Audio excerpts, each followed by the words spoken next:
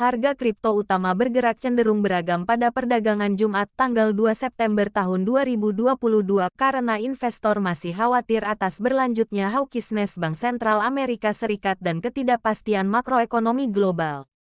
Melansir data dari CoinMarketCap pada pukul 9 waktu Indonesia Barat, Bitcoin melemah 0,44% ke posisi harga $20.056.65 per koin atau setara dengan Rp298.844.085 per koin, asumsi kurs Rp14.900 US dollar.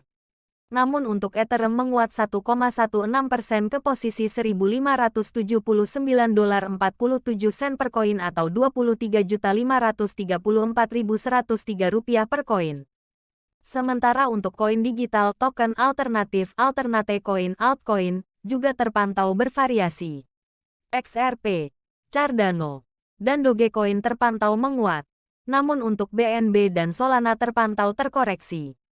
Bitcoin hingga hari ini masih bertahan di level psikologisnya di $20.000. Bitcoin sudah terkoreksi sejak akhir pekan lalu. Di tengah meningkatnya kekhawatiran atas berlanjutnya hawkishness Bank Sentral Amerika Serikat (AS) dan ketidakpastian makroekonomi. Investor berspekulasi bahwa Bank Sentral AS Federal Reserve, The Fed, masih tetap agresif menaikkan suku bunga, meski akan berujung resesi di AS. Ketua The Fed, Jerome Powell menegaskan komitmennya untuk membawa inflasi turun ke 2%. Menurunkan inflasi perlu periode pertumbuhan ekonomi di bawah tren yang berkelanjutan.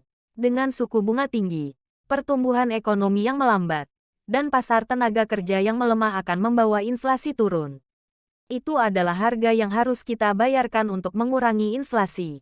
Tetapi, kegagalan untuk memulihkan stabilitas harga akan menimbulkan penderitaan yang lebih besar, kata Powell dalam acara Simposium Jackson Hole, Jumat tanggal 26 Agustus tahun 2022 pekan lalu. Kemudian Presiden The Fed wilayah Cleveland, Loretta Mester pada Rabu lalu mengatakan ia melihat suku bunga bisa naik ke atas 4% di awal tahun depan. Suku bunga The Fed saat ini di 2,25-2,5%. Dengan 3 kali rapat kebijakan moneter di tahun ini, kemungkinan kenaikan 75 basis poin di bulan ini sangat mungkin terjadi. Pandangan saya saat ini, diperlukan suku bunga naik di atas 4% awal tahun depan dan bertahan di level tersebut. Saya juga tidak melihat The Fed akan memangkas suku bunga pada tahun depan, kata Mester sebagaimana dilansir CNBC International, Rabu tanggal 31 Agustus tahun 2022 lalu. Dengan kenaikan tersebut, Mester melihat pertumbuhan ekonomi akan turun, jauh di bawah 2%, sementara tingkat pengangguran akan mengalami kenaikan. Inflasi di tahun ini diperkirakan sebesar 5-6% dan mendekati target The Fed 2% dalam beberapa tahun ke depan. Pasar finansial juga diperkirakan akan tetap volatil, terutama pasar finansial berbasis aset berisiko seperti saham dan kripto. Saya pikir kita pasti berada di api penyucian pasar untuk beberapa waktu sampai beberapa hal besar mulai terjadi di bidang regulasi, kata Greg Johnson, salah satu pendiri dan CEO Rubicon Crypto, kepada CoinDesk. Di lain sisi, bulan September menjadi bulan yang tidak menguntungkan bagi pasar kripto. Secara historis, pergerakan kripto termasuk Bitcoin juga melambat pada bulan ini. Bulan September tampaknya menjadi satu-satunya bulan di mana Bitcoin mengalami return yang negatif, kata perusahaan investasi Fundstrat, dikutip dari CoinDesk, September tahun lalu.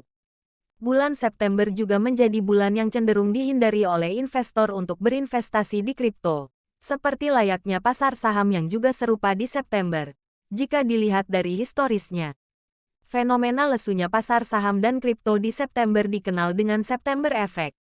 Ini bukan kali pertamanya cryptocurrency mengalami pelemahan di bulan September.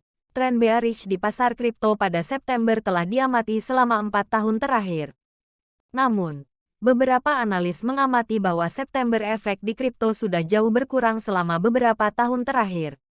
Sejumlah analis mengharapkan pada Oktober mendatang bahwa kripto dapat pulih, meski hal ini sepertinya cenderung sulit jika kondisi global masih belum memungkinkan. Secara historis, Bitcoin menghasilkan return positif pada kuartal keempat dan itu dapat membatasi tekanan jual investor.